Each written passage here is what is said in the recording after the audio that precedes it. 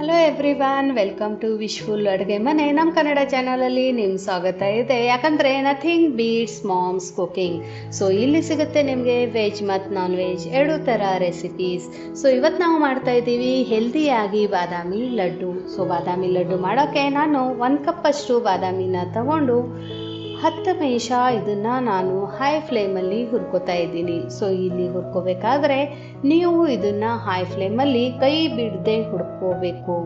So ಎಷ್ಟು ಚೆನ್ನಾಗಿ ಇದನ್ನು ನೀವು ಹುರ್ಕೋತೀರಾ ಅಷ್ಟೇ ಒಳ್ಳೆ ಫ್ಲೇವರು ಮತ್ತು ಟೇಸ್ಟ್ ಸಿಗುತ್ತೆ ನಮ್ಮದು ಉಂಡೆಗೆ. ಸೊ ನಾನು ಹೇಳೋ ಮೆಥಡಲ್ಲಿ ನೀವು ಉಂಡೆ ಮಾಡಿದರೆ ನಿಮ್ಮದು ಉಂಡೆ ತುಂಬ ಚೆನ್ನಾಗಿ ಬರುತ್ತೆ. ಟೇಸ್ಟಲ್ಲಿ ಮಾತ್ರ ತುಂಬ ಸಖತ್ತಾಗಿರುತ್ತೆ. ಸೊ ಒಂದು ಸರ್ತಿ ನೀವು ಟ್ರೈ ಮಾಡಿ. ಹಾಗೆಯೇ ನಿಮ್ದು ಯಾವುದಾದ್ರೂ ರೆಸಿಪಿ ವಿಶ್ ಇದ್ದರೆ ನೀವು ಕಮೆಂಟ್ ಮೂಲಕ ನಮ್ಮನ್ನು ತಿಳಿಸ್ಬೋದು.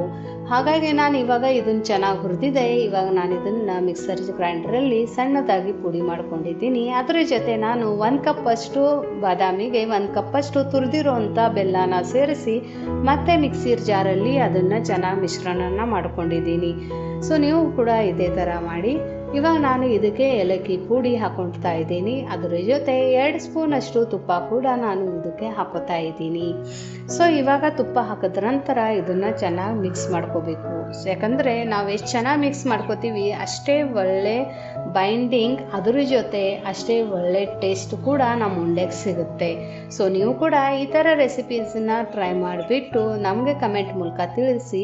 ಹಾಗೆಯೇ ವಿಶ್ಫುಲ್ ಅಂತ ಅದಕ್ಕೆ ನಾವು ನಮ್ಮ ಚಾನಲ್ ಹೆಸರು ಇಟ್ಟಿದ್ದೀವಿ. ಯಾಕಂದರೆ ನಿಮ್ಮ ವಿಶ್ವದ ಯಾವುದೇ ರೆಸಿಪೀಸ್ ಇದ್ರೂ ಕೂಡ ನೀವು ನಮಗೆ ಕಮೆಂಟ್ ಮೂಲಕ ತಿಳಿಸಿದರೆ ನಾವು ಬರ್ತೀವಿ ನಿಮ್ಮ ವಿಶ್ವದ ರೆಸಿಪೀಸ್ ಜೊತೆ. ಸೊ ಹಾಗಾಗಿ ನೀವು ಈ ಥರ ಸಣ್ಣದಾಗಿ ಉಂಡೆನ ಕಟ್ಕೊಳ್ಳಿ.